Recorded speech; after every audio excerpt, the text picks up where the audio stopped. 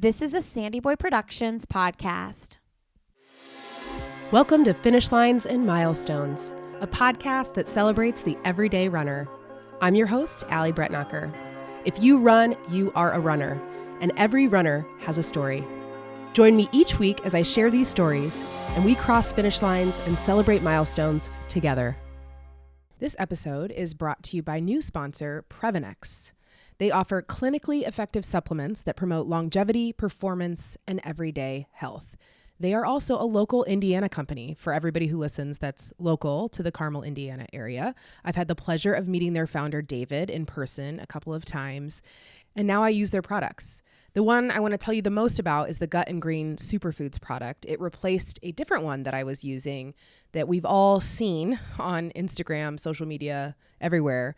And it is a lot less expensive and higher quality when it comes to the ingredients. So I'm a huge fan of that. I take it primarily for the natural energy it provides and the digestion benefits. So I have been finding that I don't crave my coffee as much in the mornings now that I've kind of been on this routine. Also, David, the founder, told me to mix it with their Neurify Plus Vanilla powder, which is a vegan protein powder. And I was so skeptical of whether or not that would taste good. And it does. So it makes kind of like a tropical smoothie when you combine the two of those, which could be a great breakfast. And I've used it for that a few times. I also use Muscle Health Plus after hard workouts to help with muscle recovery and build, and I use their multivitamin, probiotic, Omega Pure Plus, and you can give their products a try. If you use Allie15 at checkout, it'll give you 15% off of your first order. So if you've been curious about greens, try the Gut and Green Superfoods. It tastes pretty good. It is an apple-like flavor, so almost think like a sour beer. And like I said, if you mix it with the protein powder, it's even better. And I appreciate them so much for supporting this podcast. Hello and welcome to episode 98. This is Allie. And in the past weeks, I've been going down this rabbit hole when it comes to this true crime documentary called Fox Hollow Murders, Playground of a Serial Killer. It's available on Disney and Hulu. And it's a 4-part series about a local serial killer. And this is local to Westfield, Indiana, which is 5 miles from my house, this particular farm. And it is also right off of the Monon Trail, which is a very heavily trafficked running trail in Indiana. And it didn't exist when this crime spree took place in the early 90s. But now you can run right by it. And I have done that many times. And there's even a Strava segment named after it. And if you don't already follow me on Instagram where I've talked about this, you should. Allie, A-L-L-Y-T, Brett, B-R-E-T-T, _runs. And you'll see I posted a video of when I ran by it. It's so close. It's wild to think that there are just human remains probably still there. It is the largest collection of unidentified human remains in the United States, second only to 9/11. I bet you didn't think you were going to hear about a serial killer right off the jump, but there we have it. Whether you're local or not, go watch. It's on Hulu, Disney Plus, and report back. It's crazy. Just watch it. Anyways, I am here to console anybody who did not get into the New York City Marathon this year. I have not been entering the lotteries for the major marathons for very long, so I don't really know how it feels to be rejected again and again and again. But this week's guest, Christine Anderson, knows. Sadly, I was hoping I would get to announce that she got in, but she was like many of you and did not. If you haven't heard, it was 200,000 applicants, and they only accepted 2 to 3% of those athletes. So if you got in, congratulations. And if you didn't, either run for charity, keep on trying, or come to Indianapolis for the Monumental Marathon, which is the weekend after New York. It's on November 8th. Super flat, super fast. I know it's not the same, but if you're looking for a fall marathon. Anyways, I'm so excited to introduce you to Christine. I tell Christine the story of how I first discovered the organic pure fuel product that she is the brains behind. It is simply maple syrup. That's it. Organic, pure maple syrup. And I found it at a race expo, started using it, and I still use it to this day. And I'm so happy I got connected with Christine and got to hear the story of how she created it and what it was like actually being a part of a syrup family in Wisconsin. So we talk a lot about that and her journey to becoming a marathoner, and she is now chasing all 50 states. And you're just really going to be inspired by Christine, who thought that she had nothing to share, yet it was so fun talking to her and hearing all of her amazing stories. So enjoy this conversation with Christine Anderson. Oh, and of course, go try some organic pure fuel. You can buy it on Amazon. You're welcome. Welcome, Christine. How are you? I'm fine, thanks. I'm so excited. Exciting. I'm so excited. This is going to be a blast. Okay, I promise. So this morning, it'll be good. I have to tell you, I did a treadmill workout because it's cold here in Indy, but I'm sure it's colder where you are. But I used my pure fuel on my treadmill. Yay! So yay!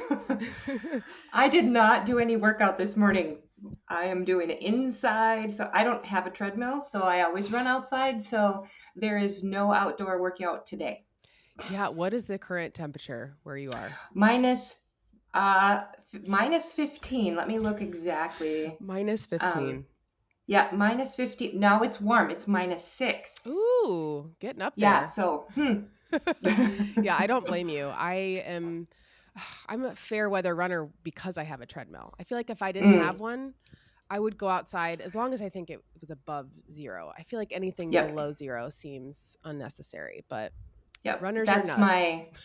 That's my limit is 0 usually, but I will, depending on the wind, it's a little bit fluffy. Yeah. So. Yeah. No, I got a bunch of gear. I look great. Yeah.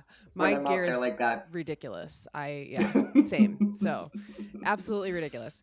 So I am really excited to get to know you. I must tell our listeners the way that I found you, which is through Pure Fuel, through the maple syrup that I use when I run. I use it. I replace goo essentially with it. And I found it in North Dakota at the Fargo half marathon. Oh, yeah. Okay. I couldn't tell you the names of the people that were there at the booth, but I just remember being like, oh, that's so interesting. I never thought about syrup as a good fuel. And then, I saw the chart and how it, how the breakdown of carbs and et cetera relates to other types of fuel out there. And I just was like, okay, I'll give this a shot. And it tastes like syrup. So it's amazing. So good. It's so good. I always say it's, when you need it, it is surprisingly refreshing because you expect that it's going to be overly sweet and kind of thick because we're thinking about pancakes, but it's like a refreshing blast of, I couldn't agree and it more. was probably me at Fargo. Were you there? No, there was a guy. It wasn't. Well, that's my brother. Okay. Yeah. Well, then I talked to him briefly, and I swear there was someone really else. Really tall guy. Yeah. Maybe he fit under the tent. Matter. Anyway, it's it was such a great discovery. So I bought a few packets then, and then I have a business, Athlete Bouquets, and I wanted to start putting pure fuel in my bouquets. And so I reached out on social media, and that's how I got connected with Chad, who you work with. Right. And now the rest is history. Now I'm like, well, I've got to have you on the podcast so I can get to know you and the story behind Pure Fuel, which I love. And so, but you grew up on what is called the sugar bush. I've never heard that term. Yeah, I kind of was wondering. Yes, that's what it's called. It's a sugar bush. It's like the Australian out in the bush, right? Yeah, which is so funny. So where is that? Rural Wisconsin. So on the northwest side of the state. So we're halfway between St. Paul and Duluth. If you draw a straight line, there's a little nose of Wisconsin that sticks in there, and I am the booger in the nose. Booger in the nose. That's so funny. Well, what a beautiful part of the country, I'm sure. Yeah, it is lovely. Yeah. So what is it like there? Are you on geography. Are you on a lake? Are you close to a lake? We're close to lots of lakes. Okay. Because it's like lake country vacation area for people that live in the metro. Okay. So gotcha. There's a lot of woods, a lot of small lakes, a lot of really beautiful lakes, and then rolling hills. And used to be a lot of small dairy farms. So kind of picturesque. Okay. Smaller, dairy farms are changing, but so a lot of trees. Yeah, that's what I picture too. And so you were born into the syrup business. Yep. Which is just like, That's what a cool, I don't know really anything about making syrup, about the business, but you said in your email that it's just about time to start harvesting. So I guess tell people a little bit about that life and about Okay, syrup and like, where does it come from? And I just want to learn a sure. little more because I find it so interesting. It's so interesting how the place where you grew up and the stuff you grew up around, you think there is nothing special about it at all. And then you leave home and you go to college and everybody's like, oh my gosh, I've never heard of that. That is so cool. And you Yeah. think it's just like, it's the water you swim in, right? So maple syrup comes from the sap of a maple tree. It's made only from, that's the only ingredient. So it's vegan, naturally. So in the time between winter and spring, when the temperature is changing from super cold like it is right now to super warm. So when the night gets below freezing and the day gets above like 40 to 50, 40 degrees, then the pressure in the atmosphere and the pressure in the tree changes and the sap starts moving up and down to begin to feed the growth of the leaves, right? So this time is when the sap starts to move more. It's always there, but it's moving now to bring the nutrients to the tree. But the tree doesn't need it yet, so it's like Okay. prep. And so that's the time that you tap it. Tap a little hole in the tree about 5/16 of an inch round, and used to be metal spiles with a bucket, and now it's mostly tubing, plastic spiles with tubing. Okay. And you harvest the sap, and the sap usually comes out, it's coming up from the roots. So it comes out at about 2% sugar. And through a variety of changing technology and boiling and heating and evaporating, that needs to be boiled down to 66.5% sugar. So it's a 40-to-1 ratio typically. Okay. So it takes a lot of sap from the trees to make 1 gallon of syrup. So it's just a lot of condensation, condensing it through a variety of methods, but mostly heat. Mm-hmm. Okay. And so is there just one hole per tree typically? Like there's just one? No, Okay. like it depends on the size of the tree. Okay, that makes sense. So typically, because you don't want to hurt the tree, this is the tree needs to be about 10 inches to 12 inches in circumference. And so if it's a huge old tree, you could have 3 or 4 taps on that tree every 10 inches or 8 inches. Mm-hmm. Yeah. Wow. And so then is there I don't know what you would call it, like is a factory where you like then all the boiling and whatever needs to take place happens in a facility? And is it all there in Wisconsin where you are for Anderson's, or do you have multiple places? So our history is a little bit, we're coming up to almost 100 years. So cool. In a few years here. So my grandfather started it. And when we started it, we did everything here, of course, because we were just doing it. He was just doing it for family, and then started driving the van around and selling it at local mom and pop grocery stores and blah, blah, blah.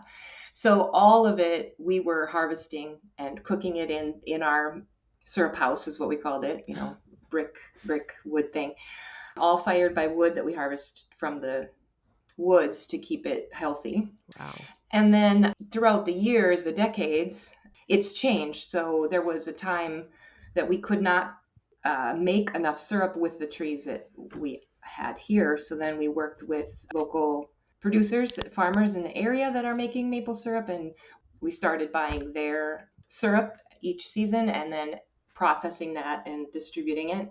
And then fast forward a bunch of decades, the 80s and 90s was our biggest, or the 70s and 80s was the biggest production. We had 17,000 taps, and we were cooking all of that down, and we still weren't able to make enough for our supply or our demand. Yeah.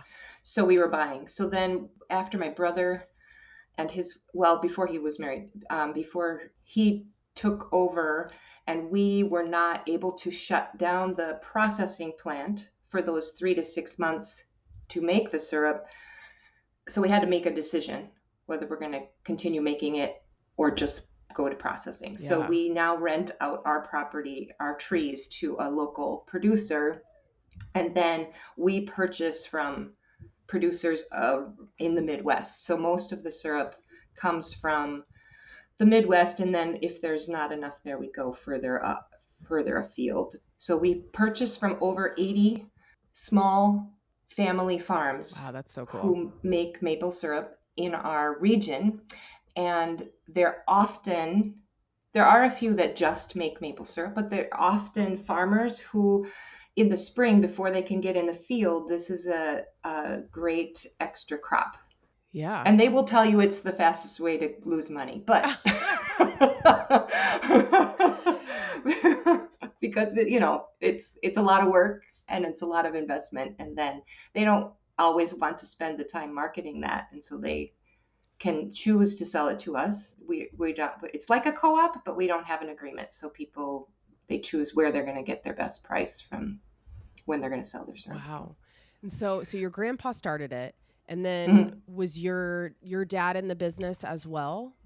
Mm-hmm. Yep. I guess naturally. And then do you have just one sibling, a brother, or do you have? Yep. Okay. Yep. Yeah. So my brother and sister-in-law are now the owners, and I work for them. Wow. Mm-hmm. Yeah, and you didn't always. So I find this so interesting. No. So you already referenced earlier going to college elsewhere, right? Where people were like, syrup, Right. what in the world? And Yeah. so where did you go to college, Christine? So I went to Concordia College in Moorhead, Minnesota. Okay. Home of the cobbers, corn cob, we're fierce. Very scary, corn cobs. Yes. Yeah. Yeah. So yeah, I went there for elementary education. Yeah, and you were a teacher for 25 years. Somewhere around there, yeah. That's wild. I've done it at a variety of iterations of teaching. So yeah. So all elementary? Yeah. Wow. Mm-hmm. I mean, I just feel like saying thank you for your service is appropriate for teachers as well as like those who have served in the military, because man, I have a first grader and she's my first foray into elementary, school. And it's just, man, teachers do us quite a service and don't get paid enough for it at all. So that's where I started, was first graders. Really? Oh, yeah. Mm-hmm. Wow. They're great. They're awesome. They're so great. Yeah. Yeah. So when you were growing up, were you into sports at all? Like what was? No. Yeah. I mean, because how the heck did you end up getting into marathoning?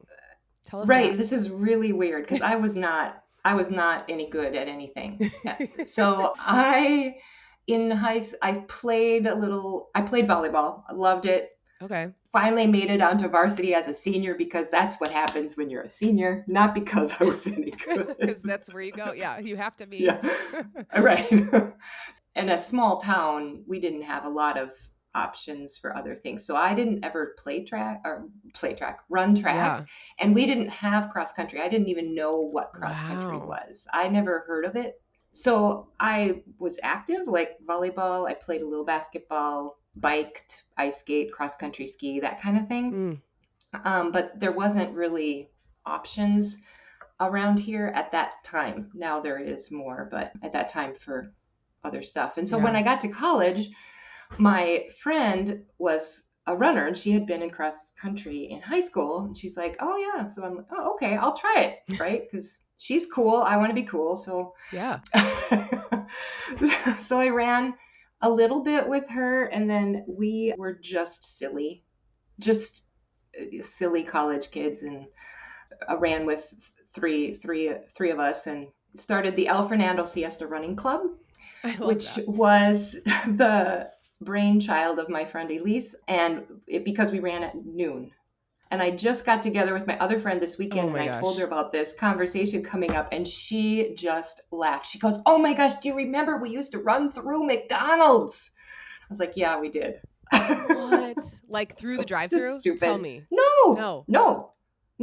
At noon, through where people are standing there waiting to place their order. Through McDonald's. Through McDonald's. In college town. It's a college town. They kind of expect college kids to do stupid stuff. So yeah, because the one woman, she worked there, it was her part-time job. So we just decided we could run through there. Anyway, yeah, it was dumb. That's funny. What we did. I love it. So it was fun. It was just a fun adventure, whatever. Where did El Fernando come? So siesta means like it was like during the time people might be taking a nap, like at noon you would run. Where does El Fernando come in?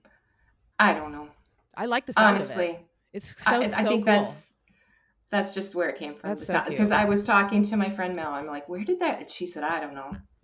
Somebody made it up, and we were just, that's who we were. I'm sure I'm sure it was Elyse, and we don't know where it came from. That is so great. So, and wait, how big was your high school? How many students would you guess? 40 in my graduating class. Right. Okay. So that puts that in perspective. And then you said Concordia. How large of a school? It's a small, in the ELCA Lutheran tradition school. So it's probably 20, I don't know what it is now, 2,500. I don't know. Okay. So not huge, but big, obviously bigger than your high school. Yeah. Mm-hmm. And running through McDonald's. I'm just picturing you. I picture it almost like a dining hall, even though it was like just the restaurant. You run through. That's hilarious. It was just, and cotton t-shirts and terry cloth shorts or whatever, Totally picture that. Yeah, absolutely. I mean, when I started running, I remember wearing cotton. That's what you did. There was no performance apparel to speak of. Mm-mm. And so during college, did you guys do any sort of races, or were you just running around for fun during school? Just running around for fun. We actually, I think our senior year, we did a triathlon where we each took a leg. Okay. The three of us. Oh, that's cool. And that was fun. Which leg do you remember? Which leg you had I did I was the bike. Yeah. Okay. And I missed the turnaround because I was looking at a garage sale sign. So, I mean, like I said, we were just kind of dumb and it's the best. Loving life and trying to soak as much out of life as we could. That's the best. Did you have, aside from running through McDonald's on campus, did you, where would you run? Would you be like, okay, we're going to run for like an hour, or did you have a mile route that you would do, or was it always different? I really don't remember that. The campus isn't very far from a park and the river. Okay. In Fargo Moorhead, and so I remember biking along the river a lot, and we would go and run down by the river, but I don't remember. It wasn't long, like 3 miles at the most. It wasn't long distances or anything. Well, it's so interesting to think about life before Strava and watches and I don't go for a run without knowing exactly how far or where I'm going, Yeah, and we had one of those clickers. So when you run, it would bounce up and down, and you had to measure your stride and plug it in 2 foot stride, 3 foot stride. You put that on the little box, and then it would click. So clearly, if you're bouncing up and down at a stop sign, you're getting more mileage. Counted. Yeah. Right. Yeah. not like the ones now. Yeah. So wait, where would you put that? On your shoe? On your waistband. Interesting. Mm-hmm. How would it click? So there's something in there. Okay. So that when you do a strike on the ground, it would hit bounce. It, and then and then because you could actually hear it going, if you could shake it and you could hear it. Anyway, that's old school. I've never heard of that, Christine. That is old. That's school. how old. That's how old. I'm not trying to call you old. I'm just saying. I feel like I would at least have heard about that. I mean, I have parents who have run, and that's wild. Mm-hmm. How cool. And so then after college, you and your friend Elyse, did Mel also move to LA, or just you and Elyse? Mm-mm. Just the two. Well, and a third, but a different person. Yeah. Okay. Mm-hmm. And what made just you Elyse and I pick LA?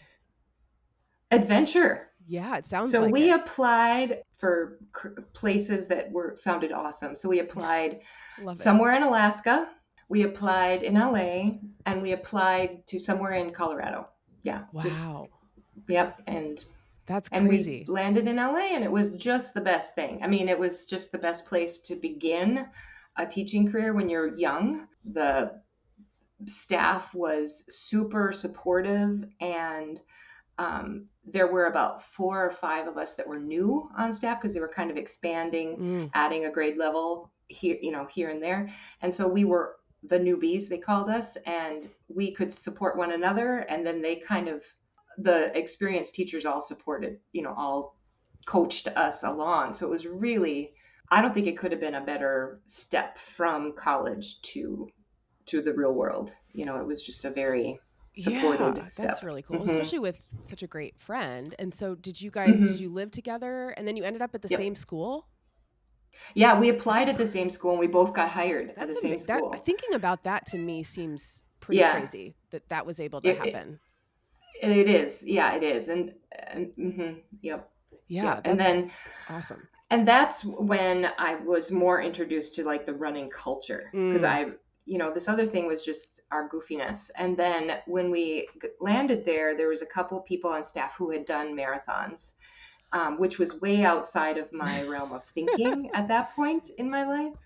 But it wasn't outside of Elyse's realm. And so she had kind of that was a goal in her life. And so I ran a little bit and she was the real runner, right? So we just kind of went along, and then I did a 5K, which was like, this is like a lot of people in Griffith Park running a 5K. I just didn't, anyway. Yeah. So that was fun. And then she actually did make her goal to run the LA Marathon toward the end of our first year out there. So that was awesome. Yeah. And we did the chase, and she was kind of slow. So they were like, they're out of oranges. Can you give me some oranges? So then, it was just.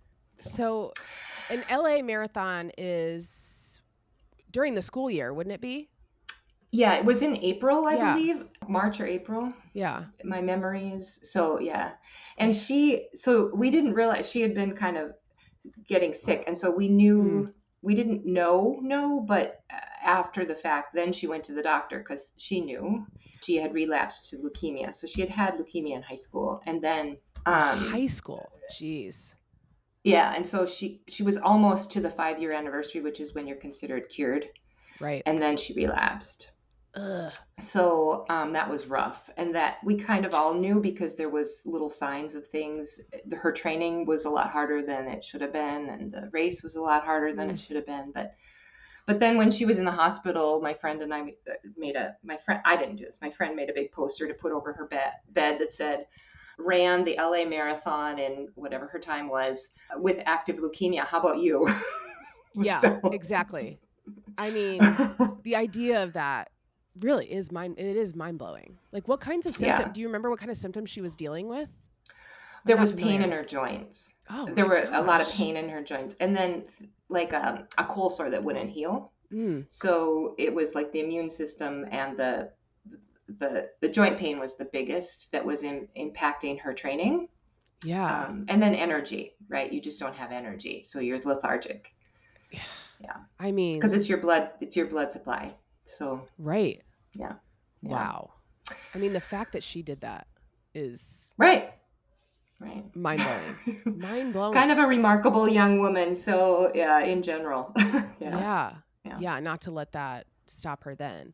So this was obviously such a hard time for you, watching your friend, who sounds to me more like a sister, frankly, because you spent, college and your first adult years in the real world together. Right. So, so tell us about, helping her through her illness and what that looked like. Yeah, well, that was, looking back, it went fast. I didn't feel that way at the time. So she got sick in the spring and stayed in LA for a little bit. And then we were finally able to get her able to come back to her doctors in Minnesota, the same place where she was treated in high school. So we were able to petition. I didn't do that. She and another friend and her family did that. So it wasn't just me. I mean, there was a community of people that were super involved and hanging out. But I went once school was over. So another good friend came out and transferred her to Minnesota and stayed with her until school was over. And then I came back home and stuff. So then I was running every morning before going to the hospital, just because it was like a routine that was like normal, or, I had been running. I don't remember how regularly I ran in LA, but I know that summer it was a regular 4-mile run around the lake every day. And it became more important, I believe, then. And then, that was rough, having to go back to school, and she was still in the hospital. And it wasn't going well. And then, so she passed away in the fall of that next school year. Oh yeah. So that same calendar year. Yeah. And so, and then what was hard was some of those kids, she taught kindergarten, and then I taught first grade. So some of those kids were in my room, and they would come and say, "Oh, I miss Miss Bo." And I was like, "Oh my gosh." Yeah. Yeah. So, yeah. Yeah.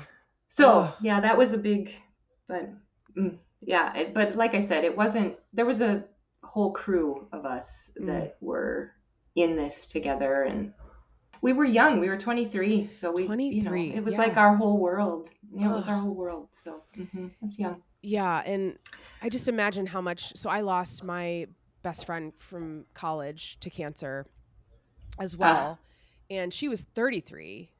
And I mean, it just changes a lot about how you think about life and your own mortality, and like being 23, and then having to explain to kids like how that works. Yeah. That's tough. And so when she ran that LA marathon, you did not run that with her. You supported her through that, correct? Right. Okay. Right. And then, right. but you ended up then running a marathon, and now a lot of marathons after that. So how did you end up doing that? Yeah, that's a good question.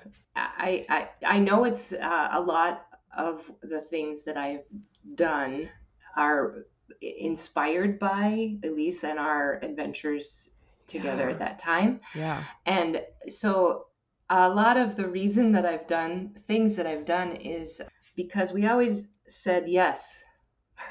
And why not?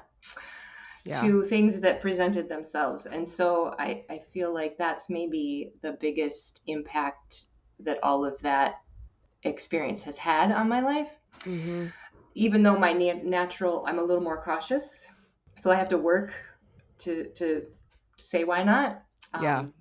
But so after Elyse passed away, my life is kind of, you chunk up your life before this event and then after this event, and then those big events, right? And so after Elyse passed away, I did some things purposefully that I had on my list in my head that, maybe I want to do that. Okay. So I did some adventures, took some adventures that I had kind of been dreaming about. And one of them was joining this group that travels around for a year. So I was in this band that travels for a year. It's a Christian music organization. So I played the piano. Okay. So I played the So keys. cool. And we traveled up and down the East Coast for a year. And running became really important there because you're in a van with 7 people. Yeah. Every day. So, and I was in a new place every day. So it was fun to be able to explore where I was. And, because we did evening events and then we would drive to the next location, set up, do the evening event, stay with host families. So then I could run from the host family's home, and then we'd meet back up, practice, pack up, go to the next event, do our event, whatever it was, stay with the host family. So it was, so it was also healthier because of when you're staying with host families and you're being fed by churches, you don't have a lot of control what you're eating. Or of your schedule. So I don't know if the running was a way for me to ground myself a little bit. Yeah. So that was that year. That's crazy. And so then before we move on from that, Christine, what kind of events were those? Was it all through the church? So you would play like at a church for a church event? Yeah, most of it was youth events. So like that's cool. Lock-ins on the weekends, or once in a while, like we would do like a community event. They just wanted some music. Yeah, it was a variety. Whoever invited us to come organized it. So it might be a church on a Wednesday night that had invited youth groups from all the neighboring churches. Or cool. It might be, we did Vacation Bible School in the summer. We did concerts for like a fundraiser event, some sort of community service event. Yeah. That's so cool. So like Christian music, or would you just play like that's amazing. I mean, we did some covers, but most of it they were all covers of Christian artists, and camp songs, like the whatever to get people involved, that kind of stuff. And that's really skits neat. And whatever. Did you get paid to do that? No. Well, no. I mean, we got a stipend. Okay. Like I don't remember what it was, but no, because it was a lot of grace because we were taken care of by whoever invited us. Yeah, that's so interesting. And then the organization paid for the gas, Yeah. So what a cool year to say yes to. It was a cool year. It was a fun, and the relationships and connections across, are really cool. Yeah. Did anyone else in the band run, or were you the one? No, I ran by myself. Okay. Yeah. Yeah. So I got lost more than once, but I bet. I can only imagine. Yeah, nobody else ran. There was yeah. So, yeah, and then I came back and I was in Appleton, Wisconsin, and I met some awesome runners there who were just, that was just an incidental blip. And then I got married and I moved down to Texas and I met another fantastic runner there. She had 2 kids and it was so much fun to run with her every day. Oh. And then I came back to Minnesota and worked at this school with a fantastic community. And that's when I decided to join. No, that's not it. No, I came back to Minnesota, and met a couple other runners. And then we went to Tokyo, Japan. And then I ran some there for mental health. And then what did you do while you were in Tokyo? My husband at the time, we were both serving in the capacity, we were called missionaries, and I hesitate to use that term because it has all these connotations of we're preaching that doesn't match with what we were doing. So we were through the Lutheran Church. There is a short-term 3-year program where you go and do whatever they assign you to do in their church there. So I was assigned to teach English at a university dormitory for young women. Wow. And then he was at college, like a union, like a campus ministry kind of thing. Okay. And then we did a variety of other things. So one of the most fun things I did there was I was invited by one of the women to come and teach English at her daughter's school, which was a Downsho Gakko, which is a school for kids with Down syndrome.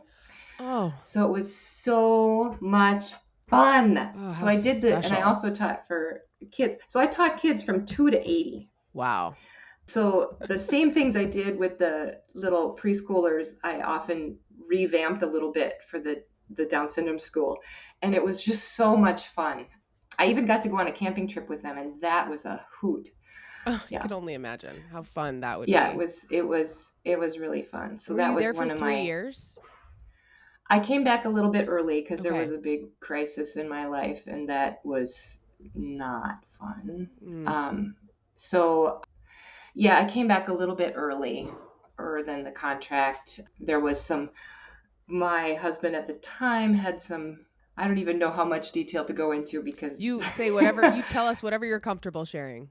Yeah, it was difficult, and I just couldn't stay anymore. Yeah. And he stayed for a little while, and then he was asked to leave. Okay. So it was pretty significant that sounds stuff. Really hard. So then I came back and spent some time in counseling, and that was good. Yeah. So how long had you been married at that point? 6 years. Okay. 5 years. Mm-hmm. Yeah. And did you have any children? Mm-mm. No. Okay. Well, I suppose we didn't. Somewhat of a blessing. That was good. Sounds like. That was good. Yeah. Mm-hmm. Yep. Yeah. Yeah. That was so. Good. Gosh, I'm sorry you went through that. So that was. Gosh, after. Well, thank you, but. Already a hard time that you went through at a young age, and then going through that. So that's the other, before and after Japan, right? Uh-huh. So there's the before and after. Yep. So that's the other thing, yeah. So, but then I came back and I found my way back to the same school that I had been teaching at before we left, and connected up with a great running community. And then I decided that I wanted to run a marathon. I was like, I wonder if I can do that. Yeah. And I had been running a lot and putting a lot of miles on, and a lot of it, I think because I was angry and hurt, I ran a lot at that point. And then I thought, hey, I think maybe I can do this. And I decided to join team and training for the Leukemia Society. So I ran because of Elyse's experience and kind of trying to reground. And so running was hugely important when I came back from Japan. I guess that's really what I'm trying to say. Yeah. Because I was not in a good place with myself. I didn't trust myself to make good decisions. I didn't trust myself or think that I could do the things that I maybe thought I could do before. So Yeah. I just had lost confidence. Mm. So running was a way to be angry and Yeah. let me just be angry. And then it was a way to make plans. Like I would not listen to music on purpose, and I still don't. Mm. Sometimes I do, but I don't listen to a lot of music. Sometimes especially at the time right after coming back from Japan, I would think about a topic like something I needed to make a decision about, or something that had been rolling around in my head. And I used that time then to think through that. So sometimes it was lesson plans. That's smart. But Yeah. yeah, so I used it as a thinking, contemplation time, maybe is the better word. Yeah. So. Yeah. Well, and you mentioned running for mental health just when you were in Tokyo anyway, and then coming back, obviously, to help Mhm. heal somewhat. I mean, I don't know how you fully Yep. heal from something like what you went through, but, you know, being able to Mhm. get out that anger. And so what Mhm. was the marathon that you signed up for to be your first Tw- marathon? Twin Cities Marathon, Okay. because that's where I lived. Yep. Yeah, and I had been cheering it. I'd seen it a whole bunch of times, and yeah, it's the most beautiful urban marathon. I have not done it. It's on my list. It's on my radar for sure as a great race. Yeah, it's really lovely. Yeah, I love it. So Mhm. you went from having done a 5K at one point to going to the marathon distance. Was there any like half marathons to speak of, or? Yeah, I did a few. I can't remember Okay. exactly, but I did in my training. Okay. And I think I had done a few before that, but I don't. I had done a 10 mile. I know I had done a 10-mile race years before. But training with Team in Training kind of was amazing too, because there's a coach, there's like a Mm-hmm. plan, there's like tips on shoes. Like I had, nutrition, there was all of that, because I mean, I had even like, I didn't think you're supposed to stop. like Right. I mean, like at the water stops, I'm like, how am I going to drink water and keep going? So right. I know a lot of people do, but I walk through the water stop. That's just how I am, but Yeah. because I'm not that coordinated. But it was such a foreign idea to me. And then I finished it and I felt so great. Okay, here's an epiphany that happened during my first marathon.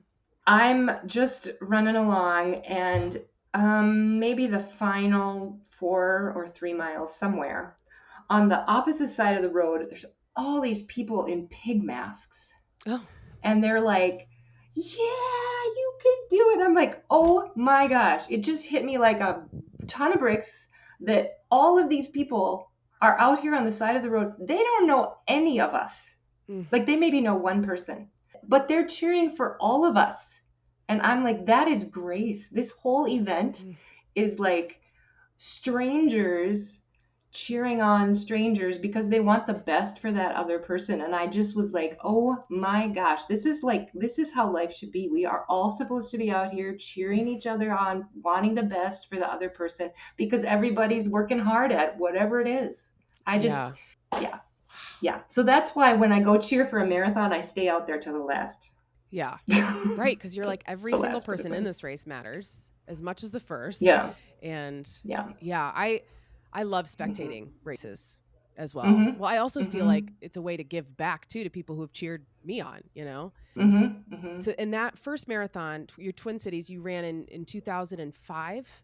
Is that right? I think so. I've been trying to figure out if it's 5 or 6, but yeah. Mm-hmm. So about 20 years ago now. 20 years ago. And yeah. So in Team in Training. And so what did that Mm-hmm. look like with Team in Training? You mentioned the coach and stuff like that, but did you raise money like in fundraise like people do now? Is it similar type of? Yep. Okay. Yeah, I don't. So it's right, and it's the fundraising arm for the Leukemia and Non-Hodgkin's Lymphoma Society. And at that time, it was kind of bigger events. Now they've focused a little bit, and they do just a very few events. And so we were required to raise a certain amount of money, and then we met with a group and ran a couple times a week, longer runs on the weekends, and then also every meeting we had what's the word? I can't remember. I can't remember what it's called, but some sort of moment where someone in the circle would share a story about why they're there, why they're running for the Leukemia Society. Yeah, that's cool. And so that was really inspirational as well, to hear all the variety of things that people have gone through and the support that people showed, because everybody's life has been touched by cancer in some way. Yeah. And the research that Leukemia Society does recently has been to help people tolerate the chemo.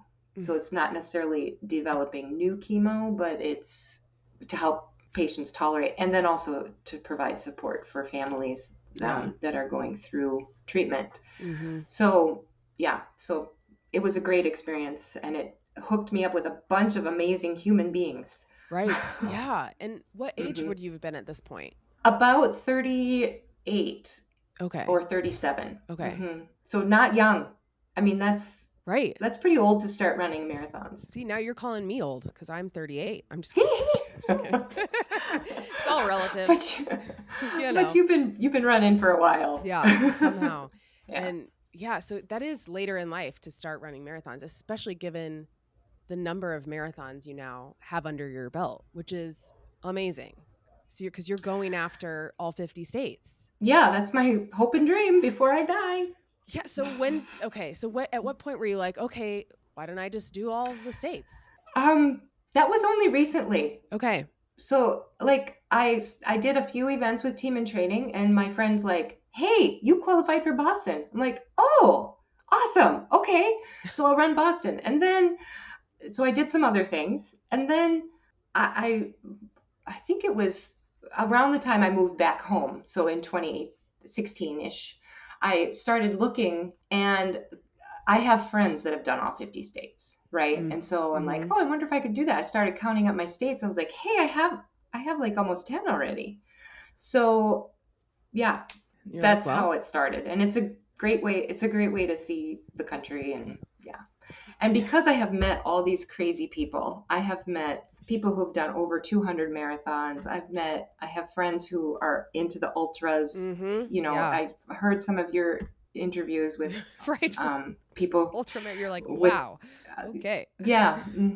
So I'm like, I am not a big runner. I realize where I fall. It's so funny to say that, isn't it? Like, considering you've done, how many is it? What, 38? Well, 39? I think I'm 39. So I've gone 28 states and 39 marathons. Not much of a runner compared. There's always somebody who's crazier. This is what I've learned very clearly, because it's like, and when I'm in this world of like just talking to a bunch of runners, it makes you feel, you're like, well, I've only done 8 marathons. Like, that's nothing. But then you talk to normal people who don't run, and they're like, you've done what now? And you're like, okay, I guess it is kind of special. It is pretty hard to run 26.2 miles. So, Okay, so I would love to hear some stories from some of the races that you've done, like some of your favorites that might stand out, places that you've been. Yeah, so I think the Twin Cities is going to be my favorite, just because of the amount of support. But recently, there's been a lot of highlights. Hey, real quick, I'm excited to introduce you to another new sponsor of the podcast, Bitch Sticks. You heard me. Why bitch? On her journey to the Supreme Court, Ruth Bader Ginsburg became known among some of her male colleagues as bitch. And when she found out, she responded, better a bitch than a mouse. So this brand is a self-care brand that is also a call to action to transform a, quote, bad word into a force of good. Each year, they donate to a nonprofit organization that supports survivors of domestic violence and sexual assault. And these are great products. They're cruelty-free, made with high-quality ingredients, manufactured in the USA, and they seek to inspire, empower, and change lives for the better. They're also small and women-owned and local to Indy, but in over 5,000 retail stores nationwide. You can get some of your own Bitch Sticks at bitchsticks.com, which is BITCHSTIX.com, and use code ALLY, ALOYB, for 20% off your order. And if you're local to Indy and planning on running the Indy Mini, or you'll be in town, Lindsay Hine and I are hosting an event, and Bitch Sticks is going to be a sponsor. And in the goodie bags, there will be an SPF 30 lip balm and a Quit Your Bitchin' muscle rub too. So get some, come get some at the event. Make sure you try this amazing brand. This episode is also brought to you by Cure Hydration. Cure is a plant-based, hydrating electrolyte drink mix with no added sugar. It's a natural, delicious, and convenient way to keep you and your whole family hydrated without the artificial stuff. I have now been using Cure for a few weeks, and I must say, I can't believe it has no added sugar, and it's only 25 calories, and it tastes good. So if you can believe that. They use ingredients like coconut water powder and pink Himalayan salt instead of, all the crap that might be in other stuff. Even my husband likes it. He would typically buy, don't judge, Country Time lemonade, but the lemonade flavor that Cure has, he actually likes. So I think we might have found him a replacement that is actually good for him. So there's also berry pomegranate, which is my personal favorite, strawberry kiwi, watermelon, tropical punch, blood orange, lime, ginger turmeric. I mean, what more could you want? So I personally got the variety pack so you can try all the flavors to find your favorite before you go all in on one. Most of us are super dehydrated, especially as runners. We know that it's really important to drink more than simply water, and these come in convenient little packs that you can take with you anywhere. So for Finish Lines and Milestones listeners, that is you, Cure is offering 20% off your first order. Stay hydrated and feel your best by visiting curehydration.com/AllieB, ALLYB, and using promo code AllieB at checkout. That's curehydration.com/AllieB and use code AllieB for 20% off your first order. Okay, yeah. So I would love to hear some stories from some of the races that you've done, like some of your favorites that might stand out, places that you've been. Yeah, so I think the Twin Cities is going to be my favorite just because of the amount of support. But recently, there's been a lot of highlights. My favorite that I keep coming back to is Spearfish Canyon. It's Leading Ladies, and I ran it in 2020. So I ran it. It was one of the only ones that was still being held during the pandemic. Oh, yeah. In person. And it was, they say it's downhill, and I never believed that, right? Right. So we drove the course the night before, and it's in the Black Hills of South Dakota. Okay. Oh, South Dakota. Spearfish Canyon is north of the Black Hills, and it's just stunning. And you know how when you drive in the mountains and you don't know if you're going up or down, and you have to look out the back window to see what you're doing? Yeah. So it felt like that. And then I still didn't believe it. I'm like, this isn't downhill, this is uphill. And so the day of the marathon, I was in disbelief the whole time. My significant other, he's my partner on the roller coaster of life. He's driving along the course, and I'm like, it's still downhill. It's still downhill. It was so beautiful. And like I said, maybe I was just thrilled to be outside running during the pandemic with other human beings. Yeah. But it was really fun. And so it was downhill, the whole thing? It was downhill. Yep. That's pretty cool. Yep. Yeah. Yeah, it was real. And it was just beautiful because it's a canyon, and the jack pines and the mountain formations, and there was just always something cool to look at. Not a lot of spectators, but it was just beautiful. Well, I think picturing South Dakota, people are like, well, what is even in South Dakota? People are like, there's nothing there, right? Mount Rushmore, that's about it, right? And so, of course, I wouldn't picture a ton of spectators. Yeah, I've only been there as a kid, not as an adult. Yeah. But I think it's really cool to do the 50 states thing so you can see like all these beautiful parts of the country that you had no idea even existed. Right. It's like, wow. Mm-hmm. That's pretty cool. Yeah. I've done one downhill race I did in Salt Lake City where they bus you up to the top and you run down. And I was worried it was going to really hurt my legs. How was it? It was so fun. I only in quotes, I did the half versus the marathon. Okay. I had some friends do the marathon. And so it was my fastest half until last year. I finally broke that PR because I was like, well, it was before kids and down a mountain. How in the hell am I ever going to run faster than that? And I finally did. But congratulations. Yeah, That's awesome. Thank you. That's a big deal. It felt like such a big deal because it was a lot of hard work that went into that. That's for sure. Have you been to Indiana yet, Christine? No, Indiana's on my list. What? And I see you're from Carmel, and I haven't done that. Okay, well, I'm going to get you to come here. That's for sure. So yeah, Carmel is amazing in April. Yeah. And then we also have the Monumental Marathon in November. Right. That In is November. super flat. And we just were rated like the number one, like net. I forget like all the stipulations for it, but like people Hmm. BQ at our course is what we like, people come to run I've been fast. looking at the Monumental for a couple of years now. So it's, Okay. Well, yep, good. Well, it's now in you're there. going to come. You're going to come. Mhm. That is great. It's Yeah. that's probably the one to do. Or Carmel is also a fantastic event as well. Yeah. Yeah, which is right where I am. A little bit That's right more where you are. rolling, Yep. a little bit more rolling hills, but nothing crazy to speak of at all. Okay. Yeah. Mm-hmm. So okay, and so have you done like Alaska, Hawaii? What other ones have So you I done? did Alaska. Yeah, I did Alaska. So with my running club. So when I did team and Oh, training, my coach at that time started a running club outside of team and training. And so I joined. And the club is so awesome. It's just, I like the community, right? I like being able to run with people. And that's what I miss now that I've moved home. I don't have anybody to run with on the regular. So there's a few people in that club that are also trying to do the 50 states. So some of us have traveled to Oh, that's awesome. multiple Yeah. places together. So it helps with housing or whatnot. So Yeah. 5 of us from the club went, or 4 of us from the club went up to Alaska a few years ago.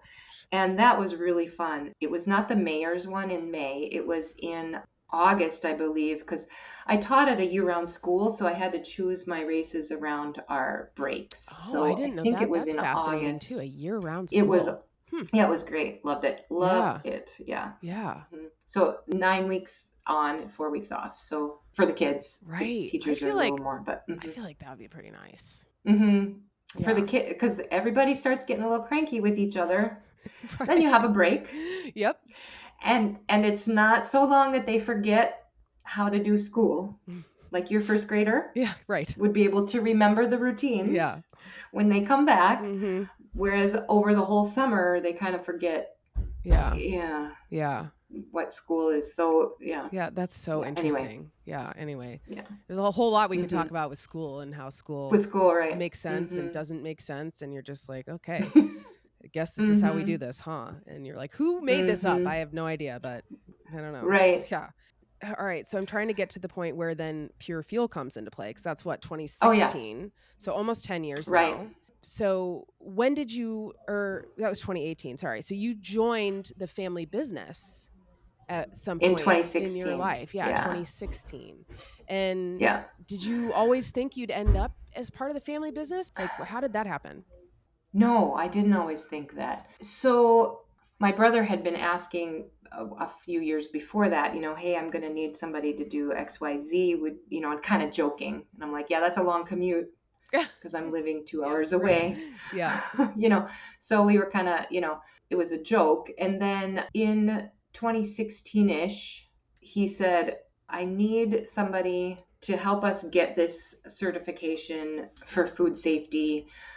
We're doing all of the things, but we need document and procedures because if businesses buy pure maple syrup as an ingredient, they need a different level of certification to use in their thing. And so there's a global standard that is easily accepted by bakeries and other places. But it requires a lot of work and you need somebody dedicated on the staff to do that. So he asked if I'd be interested in doing that. And at the time, I was feeling a little burnt out from teaching. Yeah, I can only imagine. Yeah. So I thought, well, is now the time? There was a bunch of things going on. So I just decided, okay, why not? we'll see what happens. Yeah. Wow. So I took a leave I didn't resign. I took a 5-year leave. It was because I'd been there long enough. It's in your contract. You can do that and still go back if you choose. So I, no benefits or anything. So I stayed here for 5 years and decided that, yeah, I'll stay on. So I resigned from there. And so I have been here since 2016. And honestly, I had not used pure maple syrup as a fuel until that point. I had used other things because it just didn't think about it. And then in around that time, there's a lot of research in the nutrition about what is existing in pure maple syrup by the University of Vermont and Dr. Navindra Suram. And he had been documenting all this stuff. And I'm like, that's like the same stuff that is in the other gels that I'm using, right? And so I started putting it in a baggie, in a little Ziploc baggie. Get out and of then here. I would bite off the edge and corner. Well, first I tried to drink it and that didn't work. But yeah, I'd bite off the edge. I'm picturing and this. suck it. Yeah. Yeah, it was a mess. It was a mess. Yeah, I bet. But that's when I'm like, oh my gosh, that is surprisingly refreshing. So yeah, and so then he's like, I didn't know what, if we should do this or not. And Steven's like, yeah, let's try it. So that's where we're at. We're still trying it. Yeah. And I've gotten we've gotten a lot of feedback from people because of the natural element, and we don't add anything. And so it's got all of this nutrition in there naturally. And people with stomach issue, they say they can digest it better. Yeah. So now that's all I use. I do mix it up. I don't do just like in a marathon. Yes. I get tired of it. So I don't just do that. I add in I usually carry 3 pure fuels and then 1 of something else. Because I get hungry, so I got to have my chia seeds. Oh, right. Okay. So there's a spoiler alert. I can picture what that might be. But I do the same thing actually, because I find that mentally it just helps me to have something different, right? Like trading off and like looking forward to just that little change. But yeah, I primarily do use pure fuel because it's like you said, it's who would have ever thought that like maple syrup would be something that would be good during a run? I mean, and then I started doing it. I'm like, this makes perfect sense. And it's easy to get down. Like you said, I think people do, like, if you picture the very like not natural maple syrup, that's, you picture it being like thick and, not satisfying. And it's just like, no, this is like, it's super liquid. It's super easy to take. And it's great. Yeah. And you could also, like you said, you can use it on anything else. So if you want to travel with maple syrup, you can put it on your pancakes or people put syrup in coffee, Christine. Yeah. Because I did not know that. Yeah. Yep. And tea. I've got an email last week from this person who's like, I put it in my tea all the time and they love it.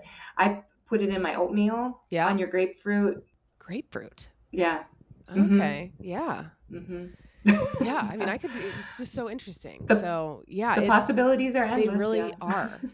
But of course, like it's a small piece of Anderson's, the maple syrup business, which you can find, which people can find in like any grocery store. I mean, their local grocery store all over the country carries Anderson's. And so now it's just a matter of getting the word out about Pure Fuel, because I feel like more people should be using it. And more people are becoming more and more conscious too, I think, of what they're putting in their body, which I think also lends itself really well to the organic and vegan and just the natural side of what you offer. Right. Yeah. And people, because it comes from the woods is also really like a climate forward. So I've been tracking our carbon footprint, right? And so when we think about the amount of carbon we use in our facility to package and compare it with the carbon that's absorbed by our woods, because we're not cutting these trees down, we're maintaining them. They're old growth forests. They're not planted. So there's a carbon absorption that goes on in a well-maintained hardwood forest. Right. That is also, when people buy Anderson's maple syrup, they are contributing to maintaining those old growth forests. So that's another element that I think is really important that people don't think about. Yeah, that's really cool. Yeah. Have you ever run in the woods? That's a loaded question. You probably have. I mean, but have you done, that was a dumb question. Have you done trail stuff, or all your marathons typically like road marathons? I want to love trail running. I do too. I'm trying. It's hard. I do. And I have, I have run on trails, but I'm a chicken about falling. And so, and because I'm old lady, I am even more of a chicken about falling. But I live not far from the Ice Age Trail here in Wisconsin, which is quite well maintained and underutilized. So I have run on that a few times because it's, like I said, it's well maintained. It's not, some places are not super technical, but I've done a couple trail runs at the Berkey and it's fun. It feels so different than a road run race. It does. Yeah. It feels entirely different. So I enjoy that once in a while, but all my racing recently has been road racing because now I have this goal. So I'm like, I gotta focus on that for a little bit. So how many, will you run more than one marathon a year then? Or how what's your planning like? Well, I'm not good at planning, but I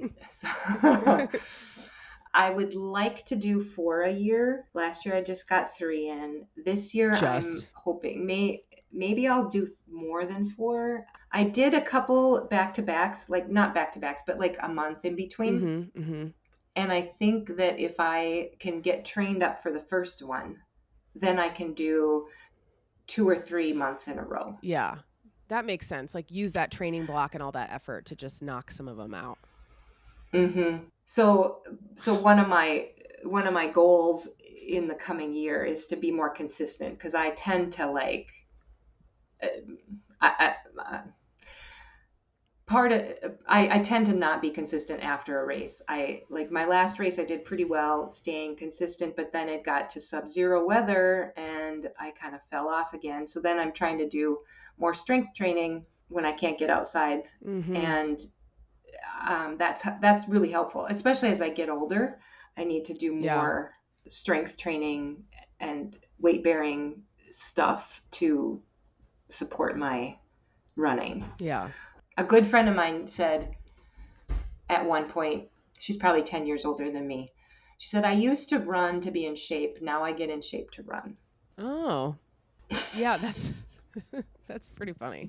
Really. I mean, I think it's pretty insightful actually, because she said this, as she's getting older, it just changes the way you think about your training. Right. Yeah. I feel like it's so hard to start over when you have to come back and, after having my second kid, that first marathon after that, it's like, okay, now I'm back. And so I just kind of, I would say I maintain a level of fitness where I can go run a half marathon. That's kind of where I stay. And then really every other year I've done a full-ish. Yeah. Now that I'm in this world more, I find that I really want to do more marathons, but also, having a family and young kids makes that a little trickier. The time is hard. Yep, it takes a lot of time. So, okay. I'm so excited you haven't done Indiana, but you've done Boston. Have you done Chicago? Or are you interested in chasing the majors? Yeah, that is something I hadn't thought about either until recently when another friend of mine, who you should have on your podcast, he's amazing. Sign me up. He is doing the majors, but I did Chicago and that's where I had my PR. I loved it. I love Chicago. Yeah. It was awesome. Yeah. But I had a PR there, so that's probably part of it. That helps. Yeah. What is your marathon PR, Christine? 3:32:54. Woo-wee. I'm so excited about that. Yeah. And I was, as you should be. That is speedy. So I was very happy with that. Well, it's not speedy compared to, whatever. There's always, but for me, it's speedy. Right. There's always somebody. But, I mean, unless you're the greatest in the world, there's always somebody faster. And I find that people will be like, oh, I'm not really impressive as a runner because I don't run this fast. I'm like, everybody, it's all relative. If you run, then you are a runner. Yeah. Yeah. It'd be really cool for you to be able to go back. Well, maybe not Tokyo, at least the beauty of that part of the world. Yeah. And I have gone back. I did go back. I did take a trip. Back because I needed to reclaim, put my stake there and be like, because it was awesome. It was a fabulous experience. And, and I'm grateful. My marriage was, I'm grateful for all of that too. So even though it was difficult, I can see the good. There's a lot of things I miss about that little adventure. Yeah, I bet. Well, I have never been to Japan, and in watching people I know go run the Tokyo Marathon, and I'm thinking of my friend Jennifer Connor in particular. She just got her 6th star there either last year or the year before. And the stuff she did while she was there was just so incredible. I'm like, I need to add that on the list, but add that to my like just long list of all the things I want to do. Right. It's You really- want to do. right. Mm-hmm. Yeah. Exactly. Which races did you do last year, and then which ones are you eyeing for this year? So I did Maine Coast Marathon in Ooh. May, which was beautiful. I was hurt, and so that was not fun. However, dry needling saved my butt. Ooh. That's Like all I was literally? gonna say. It was literally. Yeah. Literally. You're not. Yeah. So, but it was, I'm just pleased that I finished. And then I just did Carlsbad. Oh, that's right. Oh, and that was in 2025. Yeah. Yep. Yeah. And that was so much fun. And where then is let's that? see, what else did I? Carlsbad is just north of San Diego. Okay. Nice. Yeah. It was beautiful, right on the water. Like, and it was multiple out and backs, like 3 different turnarounds. 5 different turnarounds actually, but and I thought I was going to hate it, but because I went with a group, I went with like 20 people from my running club, and most of them were running the half. We got to see, you could see each other. That's kind of fun. And that was really fun. Yeah. That's a lot of out and backs. I don't know that I feel like I would feel the same way going into it, like not sure I would love it, but as long as you're mentally know that that's going to be happening, you can kind of wrap your head around it, I guess. Yeah. It didn't feel, because it started early, it didn't feel the same because the sun was at such different levels as you went to the second time. It didn't feel as bad as it, and because I was watching, and then you see the half marathon, right, and you're like looking for your people, and then that, so it kind of, and it was well supported. What else did I do last year? Houston. Was that last year? Yeah. Okay, so at the start of last year. I've heard great things about that race. I just want to say it was great. It was really, the race was good. The support was good. It was really cold. I heard it was really cold this year too. Okay, yeah. But it was didn't it snow? I think it snowed there. That was when it was like this year? I think right after the race it snowed maybe. But it was cold. Yeah, I do remember. Last year. But the route was great. I enjoyed it. But the post-race stuff was the best I've ever experienced in my life. Okay, tell me more about that, because for Indy, we're trying to figure out how to make ours the best ever. Okay, well, this is so they started in the convention center. You didn't start there, but you met inside. So there's lots of room, which was nice because it was really cold. Right, I mean, on any other day, it might not matter. And then when you finish, the finish line funnels you right into the convention center again. So the finish line's outside. You get funneled in and you go through the normal stuff. And I looked for the massage tent, right? I thought, I'll take advantage of all this. And usually there's a line, and I make my call depending on how sore I am and how long the line is. There was no line, and there was like 200 students on tables from local colleges. And so we just walked right in and got your nice long massage. And then there were private changing rooms. So you could pick up your drop bag and go and change. Actually change and it was just the curtains, from a convention. And they just had them set up in blocks. And I thought it was like for elite runners or something. There was a guy there, I'm like, can I go in there? And he's like, oh yeah, totally. So I went in there and changed and then HEB had a spread. They had like a buffet, which whatever, I don't always feel like eating a whole ton of stuff. Sure. But it was the changing rooms and the massage that really made it. And then a ton of porta potties. Yeah. So, and the fact that it's inside, like we find, our race in November can be cold, right? And so getting people to stick around the post-race stuff, if it's cold, I'm like, okay, we need more. Like, can we put heaters out there? Can we I think we're going to upgrade our heat sheet type situation to more of like a jacket type thing, which would be nice. Nice. To get people warmer. I would love to have like something warm, like hot chocolate or chicken broth or something at the finish line just to warm. I love the chicken broth idea. Twin Cities Marathon has that warm chicken broth and it's so good because that's in October. Yeah. And even if it's warm, because it's the salt just the in salt. there. That's all I want. Just give me all the salt when I'm done. Yeah. Yeah. So we'll see. Yeah. What other memorable things from like what you've eaten or experienced post race? Although I'm so hungry right now. I'm like, my stomach, you can't hear it, but it's growling.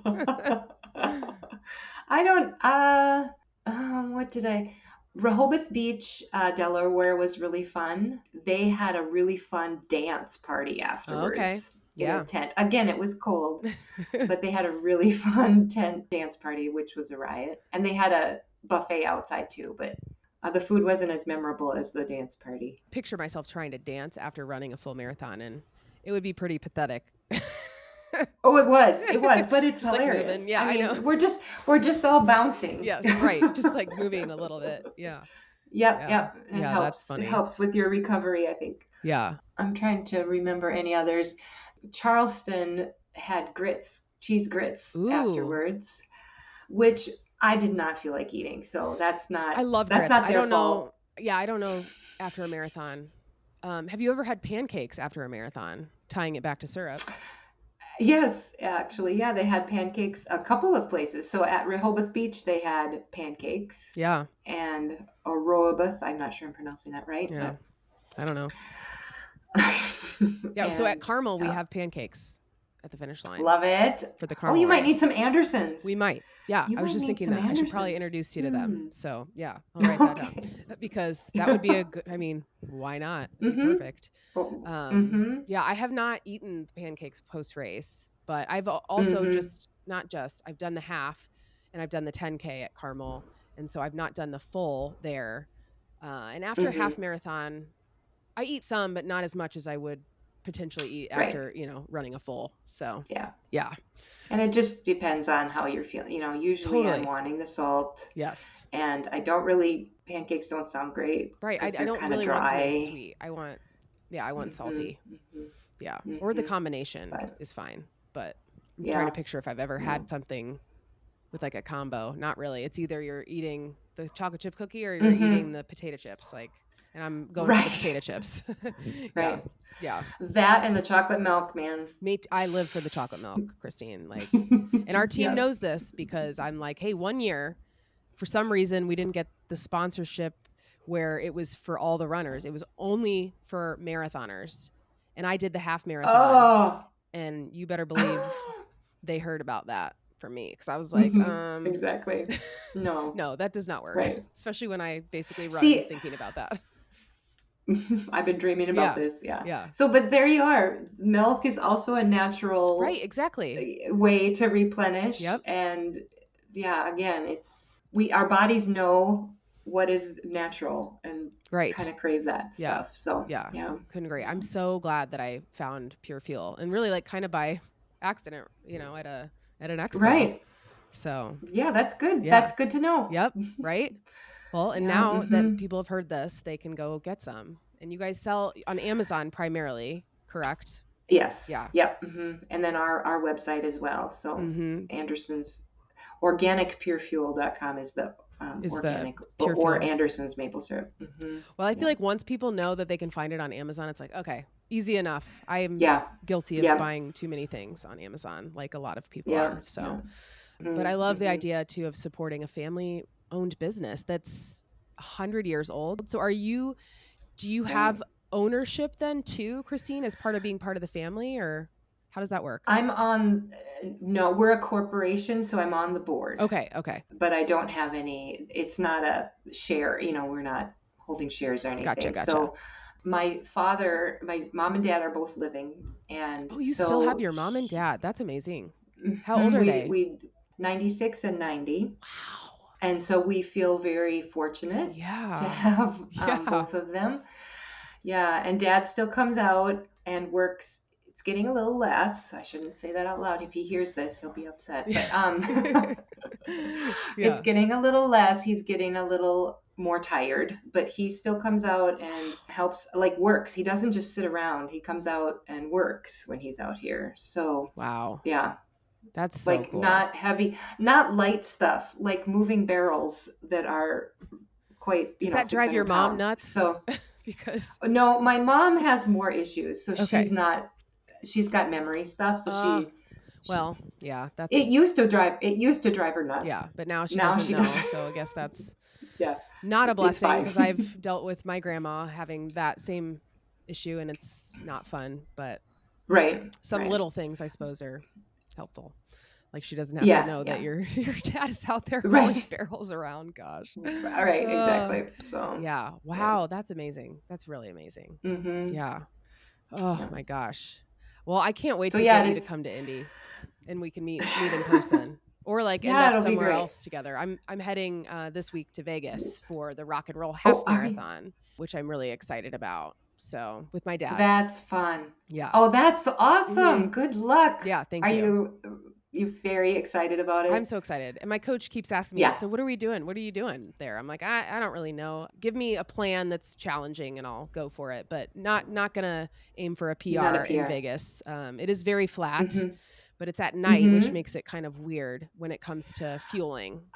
Yeah. That is different, isn't it? Mm-hmm. But you talk about turnaround. It goes out and back, which is kind of fun because then I'll look for my dad when I'm on the way back. Yeah. So it's kind of perfect. Yeah. And they have a dance party too. It's on the strip.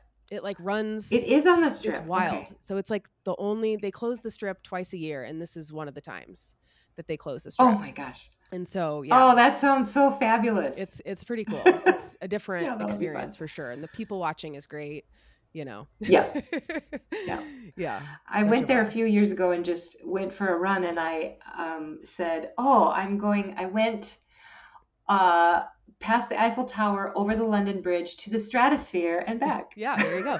Well, running there really sucks because you're basically just running upstairs because you're like, to get to anywhere. You just have to it's kind of funny. Yeah. But a very cool place to be. So.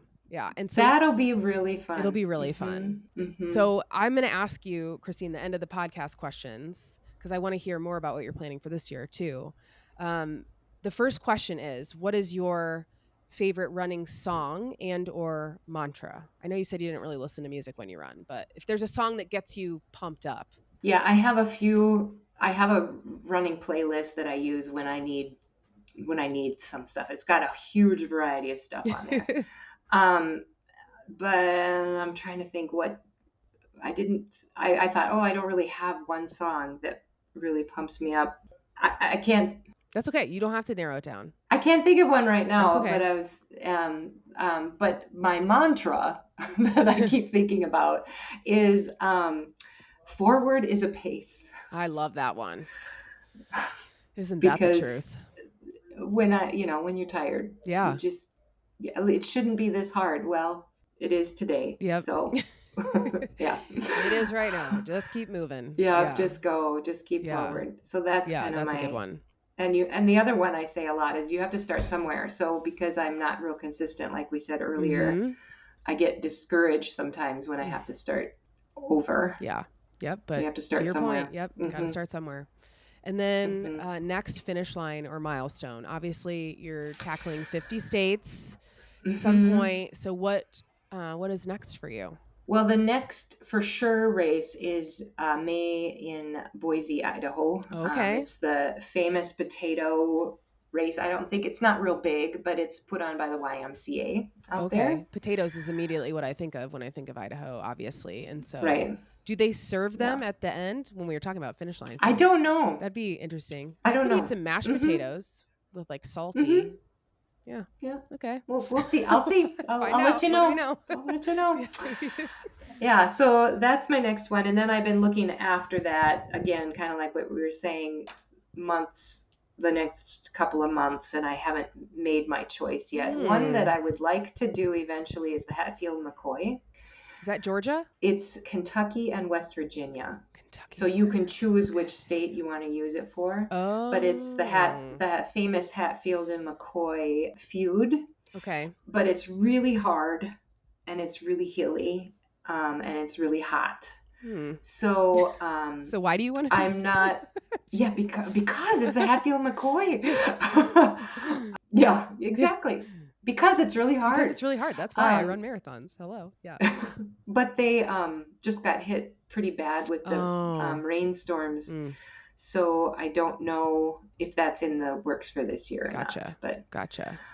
So I've been looking out for June and July races, and a few of them have been coming up that I've been looking at for a couple of years. So I just need to. So my goal is really to get stronger and consistent before my May marathon, and then I'll see kind of where that takes you after that. Yeah. Yep. Good. Well, Indy, the invite is open in Indy, so that would be amazing. Hey, thank you.